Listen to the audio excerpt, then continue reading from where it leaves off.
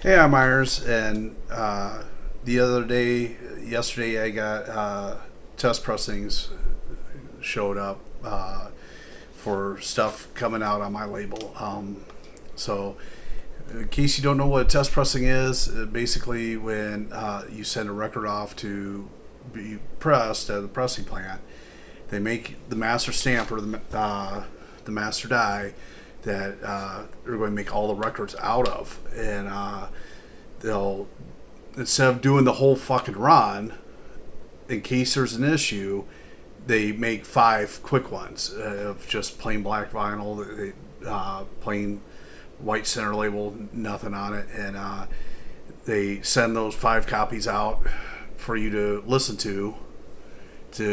for any issues. So anyways, got test pressing yesterday for the new Guerilla Teens. Also test pressings, they don't have regular jackets or any of that sort of shit, and like I do my jackets separate. Like the pressing companies, they do print jackets. They could sleeve your records for you or whatever, but I have my jackets done by somebody else that gets silk screened, and then because I hand number the center label, 1 of 300, I need to touch the records anyways. I might as well just fucking sleeve them myself. It works out for me. Anyways, the new Guerilla Teens. The Guerilla Teens, it's a Scott Drake project.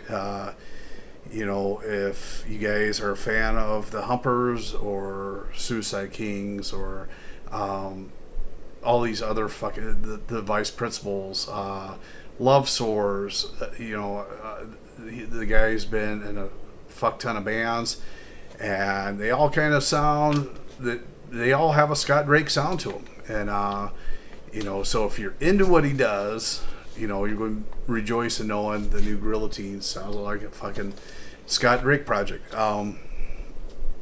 So I'm excited about it. Been friends with Scott for 25 years or so. Yeah, 25 years. No, longer than that. Since about it was the summer of '94 when they came through and grabbed Mark, and or maybe it was summer of '95. I can't remember. I used to do a lot of fucking drinking, and I can't remember shit these days. So, anyways, yeah, I mean, I met the Humpers the night they came through Sioux City and got Mark Lee to join the band, and So, anyways,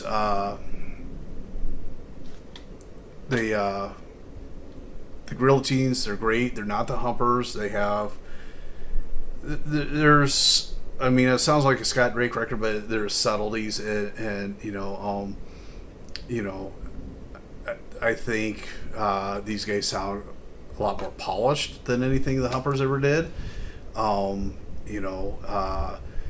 Shout out to Sal Cole from the band. Sal builds the most fucking gorgeous guitars in the world, and somebody who pays attention to guitars like myself, his guitars are fucking immaculate. They're beautiful, and he does shit that a lot of people don't do. And what I mean by that is a lot of aftermarket parts are designed for Fender style or Gibson style, and like Fender aftermarket pickup covers are white. Like Fender makes white stuff, and but Gibson, like the aftermarket pickup rings for Les Paul, Gibson style humbucker or whatever, you can't get them in white. They're ivory colored, and like if you put white pickups with or white pickup covers with ivory color, it fucking looks weird, and that's always been a pet peeve of mine. And to fix that, Sal fucking just carves his own fucking pickup covers and rings and pick guards and whatever. Like I believe he uses that Corian shit. It's like countertop industrial sort of shit. He buys that Corian and runs it through a CNC machine or router or whatever to make his own pickup covers or rings or you name it. And that level of detail, instead of just buying off the shelf fucking parts and trying to make it work, making your own parts or whatever to really put that extra mile in detail. It shows in his guitars, and his guitars aren't cheap, but like you get what you pay for, and what you're paying for is that level of detail that Sal puts into the shit. And I've looked at a lot of his guitars, and man, they're fucking gorgeous. Wow, the guy's a craftsman, and it's impressive. So, anyways, I digress. I dig the Guerilla Teens. Excited to work with them. I've got a lot of Humper stories. There was night a few years ago. Well, here's the story. Time Bomb Tim over. I'm sorry. Time Bomb Tom over in Green Bay. It's going to be his 50th birthday party, and he really wanted the Humpers. Like big fan of the Humpers. If you go to the what's it called, the UFO, Green Bay UFO, whatever, they sell records. You can meet Tom there. He used to sling records at Exclusive Co. in Green Bay. Anybody who's bought records in the past 30 years knows him. He's a staple of the record community over there in Green Bay. But it was going to be his 50th birthday party, and he wanted the Humpers to come play. And so they got a hold of me. They're like, here's the deal. We want to play... we're playing Green Bay on a Saturday night. Can we play your town on a Thursday night and try to hit the Twin Cities on Friday night and... just make a quick 3-day deal out of it. I'm like, fuck yeah, man, I'll make it work. And so I went to Kelly Quinn at Marty's Tap at Sioux City, and I said, told Kelly what I was thinking. Like we could do a parking lot show, and whatever. And like Kelly, Kelly was never really part of the Sioux punk scene. He was kind of on the periphery. He was in the music scene, but not really part of the punk scene. And so he, owns Marty's Tap and Brew City Brewing Company. And, he's always been involved in the music scene overall, but he knew about the cult following that the Humpers have in Sioux City, and it was like, sure, man, so we set it up, gated off the parking lot there at Marty's for, the show, and goddamn, I feel bad for the fucking people living in that neighborhood, like, you got a fucking punk band playing all night long right in the fucking parking lot outside, but anyways, the Humpers come to town, and had them all down in my showroom, and we were hanging out, and wanted to show them some stuff or whatever, and we were going to take off and go up to Lamar's, to the Wells Blue Bunny ice cream factory, to the ice cream parlor in Lamar's, and we walk out of my showroom, and it's fucking just a deluge, just like raindrops the size of your fucking fist coming down, and just, we were all fucking soaked, and we jump in separate cars and go up to Lamar's, and they're asking me, what happens if it keeps raining? What do you mean what happens? Well, where are we going to play? You're playing in the fucking parking lot. There is no fucking plan B, right? There is no plan B.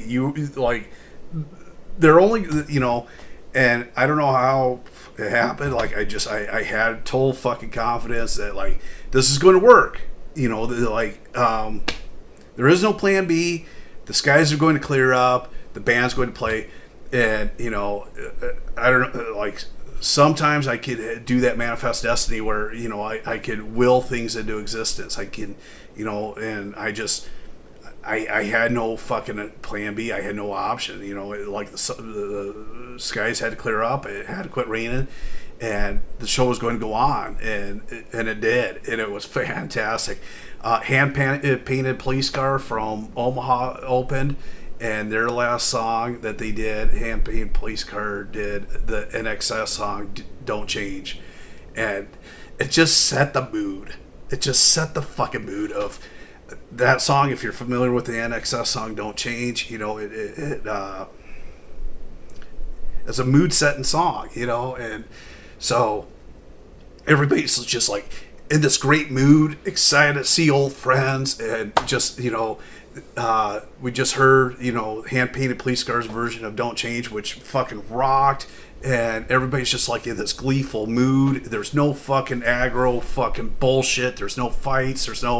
And the humpers go on, and, you know, it wasn't raining, but man, was it fucking humid that night. I mean, your Levi's are sticking to you because they're fucking sweat soaked and wet from the sweat and everything.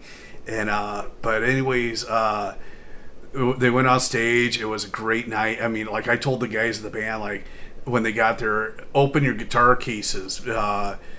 So, you know, because your guitars have been in, you know, air-conditioned environment or whatever. Open your guitar cases, let them acclimate, and you're going to have to retune and shit before you go on stage because, you know, this humidity is going to fucking do wacky shit to your tuning and whatever. So, but yeah, I mean, it was a great fucking night. Love that band, you know. Great memories with those guys, and you know, how it happened, how I could just will the fucking weather to change or whatever, I don't know. Sometimes I get fucking lucky. You know, sometimes it's just fucking sheer fucking luck that plays in my you know, favor. But anyways, love the Guerilla Teens. Really excited about working with them. You know, really excited about you know, all the bands on my fucking label. You know. In some ways, man, like I fucking feel like a little league coach, you know, putting these bands together on this fucking label, and you know, everybody here on the label is striving to just do good shit, just striving to put out their best fucking music, and you know, and new bands, veteran bands, defunct bands, you know, whatever. Like, everybody's just excited about, you know, doing something fun here. You know, the side label deal with the Mythsmiths. You know, the Mythsmiths were in a deal with a fucking record label that didn't want to fucking press any records. Well, I don't know how that fucking works. You know. And they come to me about, you know, if you want to press records, you know, that'd be great. You know, our record label doesn't want to. We're kind of stuck with these guys, and, you know, blah, blah, blah. And, you know, but you know, I said, yeah, I'll press your record. Here's the deal. And we went ahead with doing it and whatever. And I don't know what the story is with their previous record label or whatever, but, you know, apparently the guy who ran the previous record label got himself in quite a bit of trouble, and it's an embarrassment to be associated with him. And that has nothing to do with the Mythsmiths. You know, the Mythsmiths are legit guys who, you know, you know, it's unfortunate they got entangled with some sort of scumbag, you know, but, you know, they approached Sioux, they approached me about doing a record. We did a record. Fucking sounds great. I'm looking forward to doing the second one with them, you know. So, you know, other bands, you know, that I work with, I mean, I love these guys, you know. And since my daughter Ashley died, you know, I've really thrown myself into the label. We got a lot of shit at the pressing plant right now. And, you know, when they send me these test pressings, when I give the green light that it sounds good, then they say it's about 3 to 4 months to get it pressed from the green light. So, so thinking, you know, late fall, probably mid fall, late fall to get these records done. But yeah, excited about it. Excited about working with all these fucking bands, you know. So if you get a chance to see the Guerilla Teens playing, you know, they're a Portland band, but you know, they get down to LA once in a while or whatever. You know, go see them. Go. You know, great band. Totally support them. They won't be on my label if I didn't believe in them. So, you know, anyways, play you the song "Concrete Face" off the A side of this new test pressing here. Hope you dig it. I think some of these that, you know, I've greenlit the test pressing, I'm going to get ready and throw on the website for like pre-order stuff. You know, so you know, but as of right now, there is no pre-order yet. Just, you know, pay attention, keep watching, watch this space, and you know, eventually, you know, this album from the Guerilla Teens be out on Sioux, and super stoked about it. If you like these videos, like the video and subscribe to the channel, and thanks for watching.